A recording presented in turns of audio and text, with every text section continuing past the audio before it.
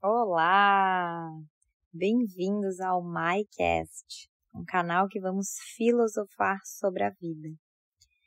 E para esse primeiro podcast, eu escolhi o tema liberdade. Liberdade, a gente vai falar na visão do yoga, da neurociência, da psicologia. E esse é um tema que realmente me fascina. Então, esse como é o nosso primeiro episódio, eu vou me apresentar. Eu sou a Mayara Beckhauser, professora de yoga, praticante há quase 2 décadas. Eu sou curiosa, falante, tenho graduação em economia e eu sou amante da filosofia desde que eu li Mundo de Sofia, ainda criança. É um livro que assim que a minha filha aprender a ler, acho que vai ser o primeiro livro que eu vou dar para ela. É um livro que me fascinou pela história da filosofia. E foi um livro que eu descobri que tudo aquilo que eu adorava pensar tinha um nome, filosofia.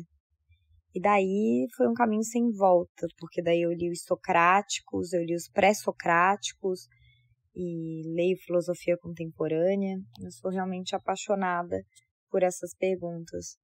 Quem somos nós? Da onde viemos? Por que estamos aqui? Por que a gente quer dar sentido para a vida?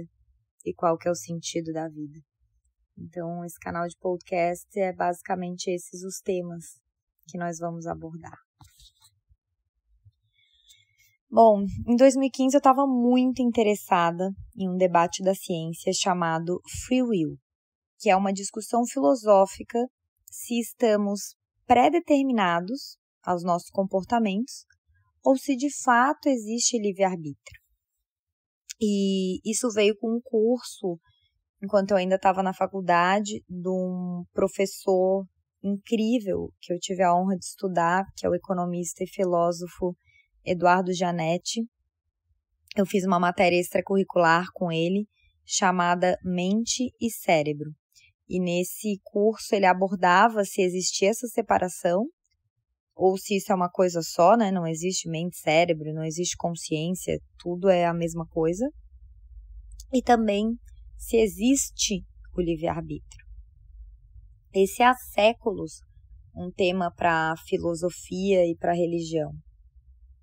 No final desse podcast eu vou chegar na parte do yoga e a gente vai começar estudando essa questão do free will. O que a neurociência nos diz sobre liberdade. Existe um grupo de cientistas que afirma que o livre-arbítrio é uma ilusão. E eles afirmam isso a partir de testes que monitoram o cérebro em tempo real.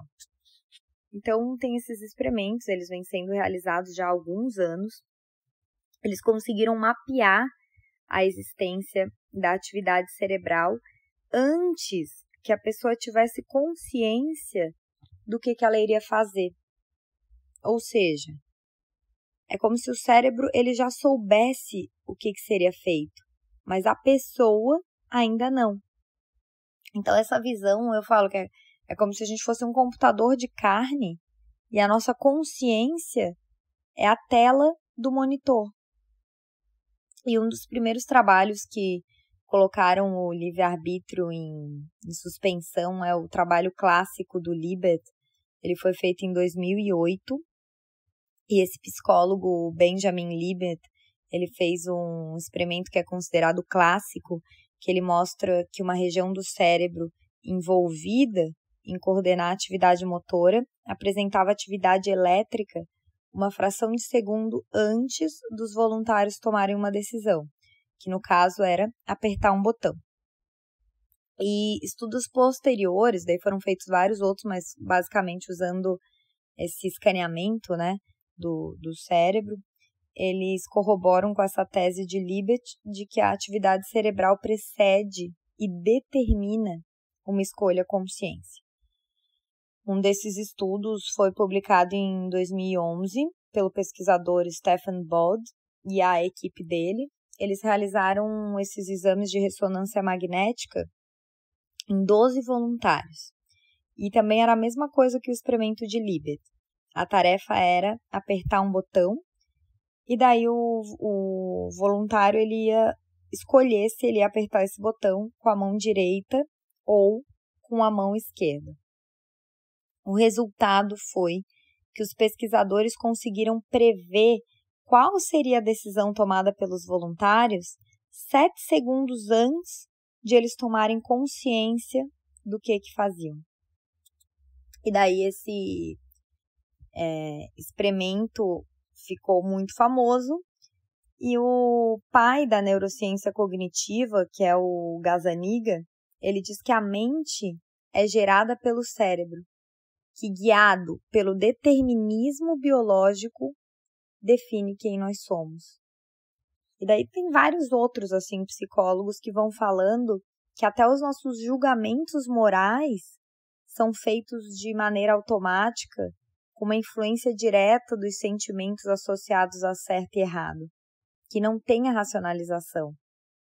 Ele fala que até escolhas morais, como por exemplo, incesto, né, não se relacionar sexualmente com pessoas da família, eles foram selecionados pela evolução, que a gente criou esse asco, né, em pensar nisso, porque quando fazia isso vinham descendentes menos saudáveis pela expressão dos genes recessivos.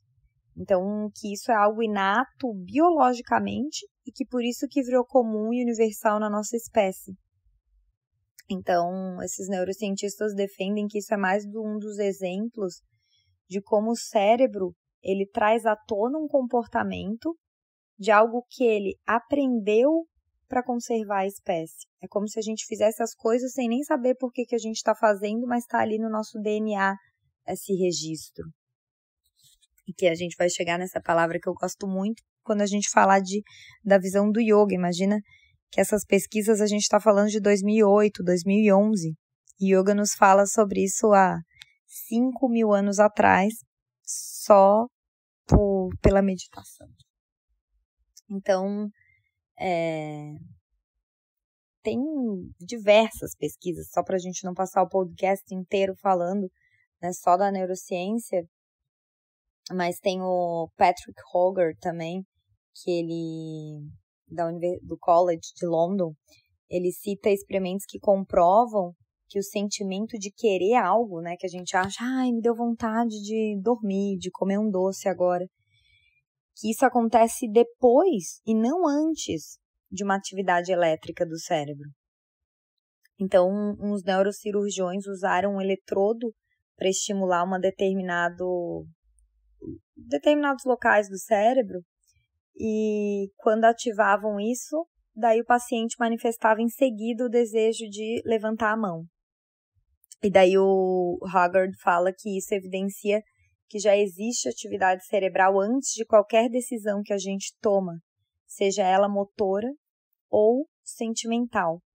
É como se o cérebro ele já se encarregou de decidir o que fazer e o ato está feito. Que é preciso só contextualizar a situação. E aí que entraria a nossa consciência. Eu acredito na inconsciência. Para o Gazzaniga, ele diz que não existe essa diferenciação. Segundo ele, somos um só. O que é cérebro é também mente. Ele diz que a sensação de que existe um eu que habita e controla o corpo é apenas o resultado da atividade cerebral que nos engana. Abre aspas, ele fala, não há nenhum fantasma na máquina, nenhum material secreto que é você. Ele tem um livro que fala isso, que é um livro bem conhecido, que é Who's in Charge?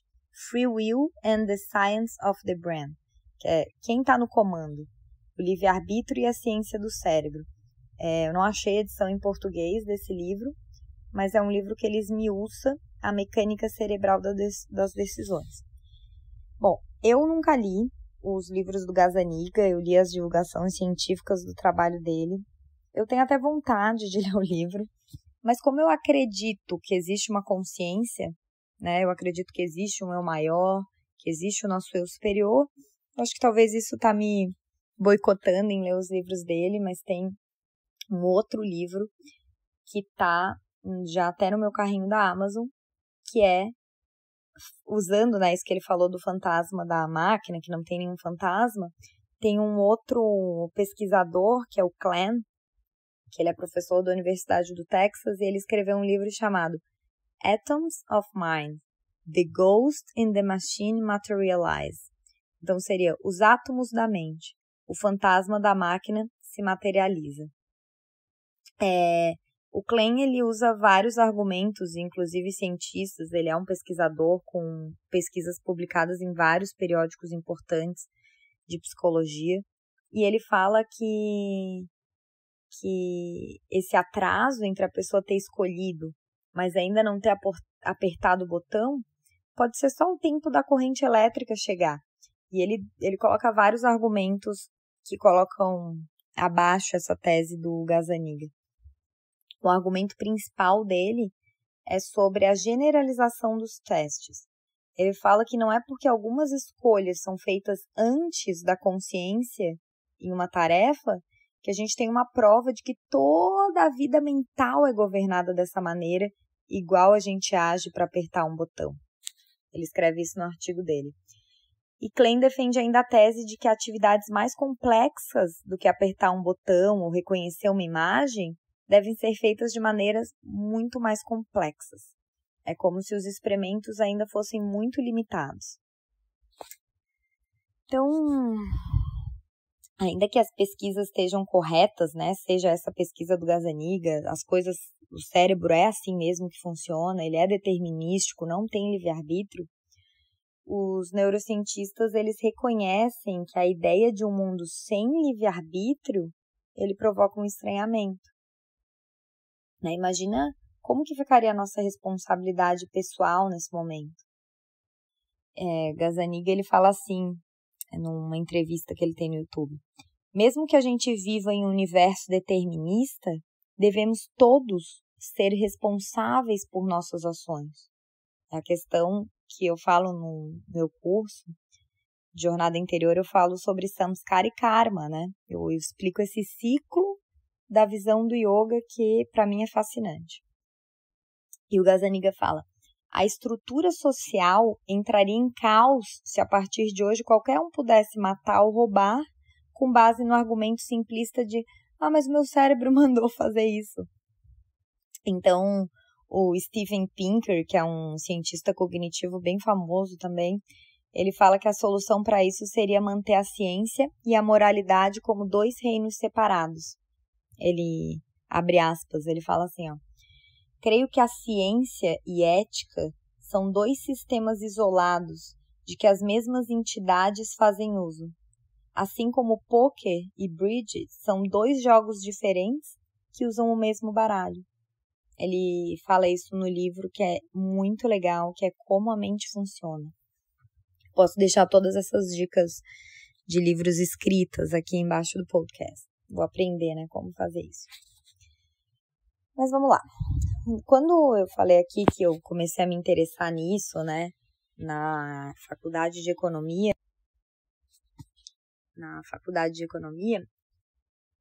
eu também estudei uma matéria chamada Economia Comportamental, que diz que até os agentes econômicos escolhendo se vai poupar para aposentadoria ou se você vai aplicar numa ação que você acha que você está livre, você também está escolhendo com base em emoções e registros que já estão ali no seu cérebro, que já estão ali no seu corpo.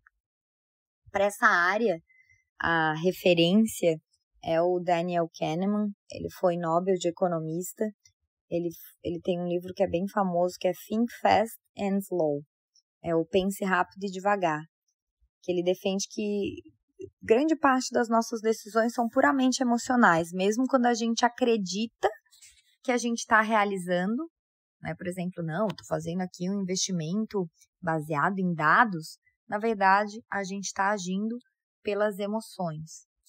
E isso explica por que as pessoas criam empatia por um político apenas pela sua fisionomia, ou por que professores tendem a dar melhores notas a alunos que já se destacam. E Kahneman, ele ainda discorre sobre a substituição do problema. Isso é muito interessante. é um mecanismo pela qual a gente cria opiniões intuitivas sobre assuntos complexos. Então, por exemplo, é assim, quando alguém te pergunta, quanto você doaria para salvar uma espécie ameaçada? A pergunta que você responde, na verdade, né, o que você está perguntando para você é, quão emotivo eu fico quando eu penso em golfinhos ameaçados? Então, para mostrar, né, essa questão das nossas emoções, ele faz 2 testes. É assim, que a tendência é que você responda as perguntas motivado sempre pelos estereótipos. E você deixa a racionalidade pura de lado. Então, tem uma afirmação assim, olha. Linda é uma mulher de 31 anos, solteira e muito inteligente. Ela é graduada em filosofia. Enquanto estudante, ela se envolveu profundamente com assuntos como discriminação e injustiça social e participou de demonstrações antinucleares. Daí tem 2 opções, A e B. Qual afirmativa é correta? A. Linda é caixa de banco. B. Linda é uma caixa de banco e participa ativamente do movimento feminista. Então, assim, a racionalidade pura, o que te diz, né? Que tu vai incluir outro conjunto ali, que é o E, que ela é feminista. Mas como falou ali, ó, que ela se envolveu profundamente com assuntos como discriminação social e injustiça, 90% dos participantes colocaram a opção B, que a Linda ela era caixa de banco e feminista. Mas, se a gente for pensar matematicamente, a probabilidade de que a Linda seja uma caixa feminista é muito menor do que ela ser só uma caixa de banco, né? Falando em probabilidade. Então, aqui ele mostra esse conflito entre a intuição de representatividade e a lógica de probabilidade. Pela lógica, a Linda seria só uma caixa de banco. Então, nós vimos essa área da ciência, a psicologia, os estudos. E antes de eu entrar de fato na teoria do yoga, a gente também pode ver liberdade e livre-arbítrio pelo âmbito da religião. Eu vou usar o cristianismo rapidamente, porque foi a base da minha formação religiosa. A minha família é católica e eu estudei em escola católica a minha vida inteira. Então, a gente pode usar o exemplo de Santo Agostinho, que falava que a origem de todo mal era o livre-arbítrio. Então, o mal ele só existia porque as pessoas, no caso ele falava, né, os ateus escolhiam fazer as ações que não eram baseadas na palavra de Deus.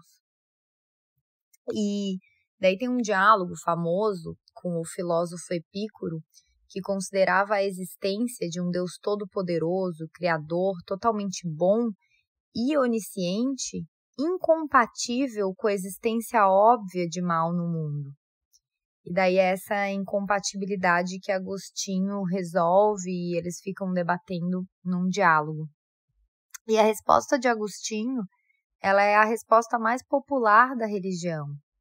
É o argumento do mal, né, que na verdade ele está falando apenas desse, vamos dizer, o mal moral, que seriam as ações humanas como roubo, homicídio, violência, mas não fala nada sobre mal natural, terremotos, furacões, secas, cheias, doenças, vírus, pandemias.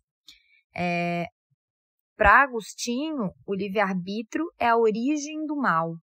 É um fardo incômodo que só pode ser alijado por sujeição à vontade divina, expressa nas regras reveladas e respectiva interpretação por quem representa o bem na terra.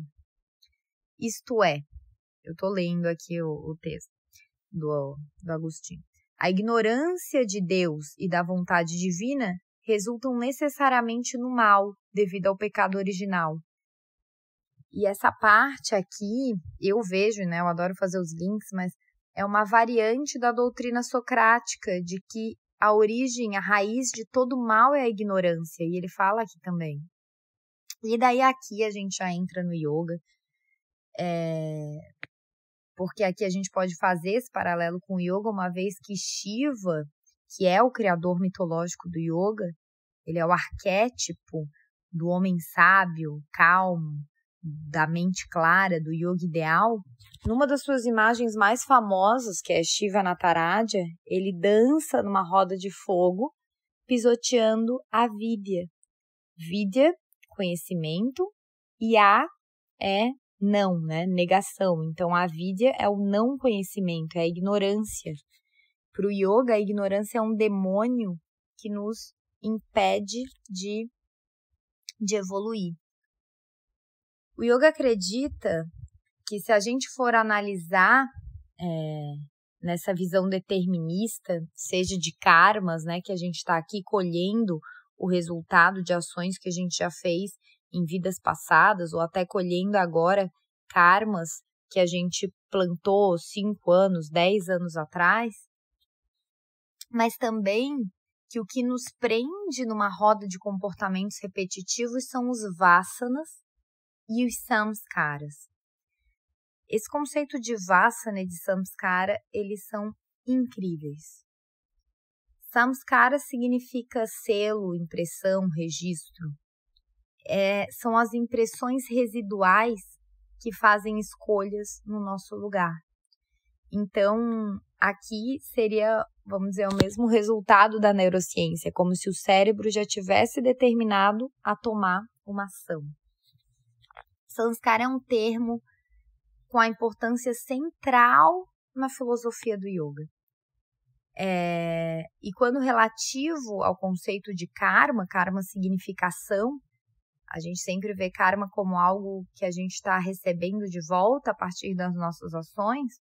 O samskara, ele é composto pelas tendências inatas, remanescentes de alguma propensão instintiva, que exercem influência sobre a constituição, as decisões e a natureza de cada pessoa. Então, não sei se vocês conseguem ver, mas por isso que eu vim com todo esse tema da neurociência antes, porque para mim essa definição de samskara é tudo que os cientistas chegaram ali para mostrar, né, que a gente já tem registros, que o nosso DNA age, que as nossas escolhas morais são para preservar a espécie, que tem um registro no corpo que nos leva a isso. Para o yoga, isso é samskara. Então imagina, para simplificar aqui, imagina que a sua vida é repleta de experiências. E a cada nova experiência, você manifesta uma determinada reação. À medida que as experiências se repetem, há uma tendência de que a sua reação também se repita.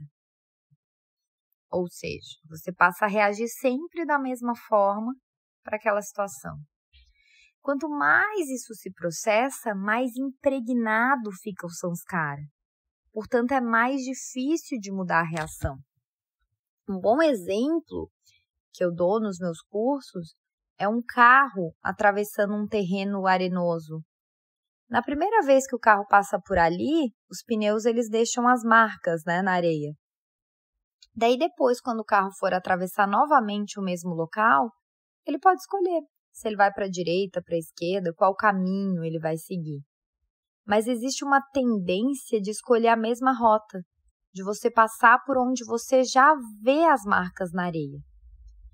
E quanto mais vezes o carro atravessar por cima desse caminho que ele já fez, mais fundas vão ficar essas marcas e mais difícil de seguir outro caminho, né? Tenta passar assim por uma estrada já feita e tenta virar o volante para a esquerda ou para a direita. Não vai, o volante fica duro. Isso acontece o tempo todo nas nossas vidas. Acontece nas situações mais corriqueiras do dia a dia. Acontece com as nossas emoções, acontece nas nossas mentes. O grande desafio na visão do yoga é estar cada dia mais consciente de que os samskaras existem, né? Que hoje em dia estão usando o termo crenças, né? Quais são as crenças do seu subconsciente? O yoga fala disso há milênios com esse conceito de samskara. E assim é possível realmente escolher as suas ações. É como se a gente estivesse aqui para ir se livrando das impressões residuais inconscientes. A boa notícia é que para o yoga a gente pode quebrar os samskaras através da meditação, que eu adoro fazer o jogo de palavras. Meditação. Então, o silêncio vai fazendo você ter mais consciência dos seus padrões repetitivos e fazendo você mudar impressões que te faziam agir no piloto automático, ou seja, pegar sempre aquela mesma estrada.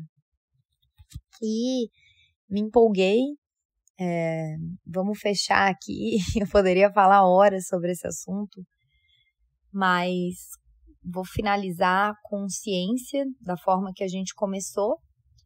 E a ciência mostra a plasticidade do cérebro. Tem estudos que mostram como que o cérebro se transforma em 21 dias de meditação, mostrando que a meditação altera fisicamente o cérebro e o corpo. Daí tem todos os estudos, né? Reduz pressão sanguínea, insônia, depressão. Eu acho que isso até diminui o yoga, mas fico feliz com a ciência mostrando que, no fundo, a gente já sabe de forma empírica, através da prática. Mas saiu numa revista de psiquiatria bem famosa que 27 minutos por dia de meditação fizeram diferença no cérebro.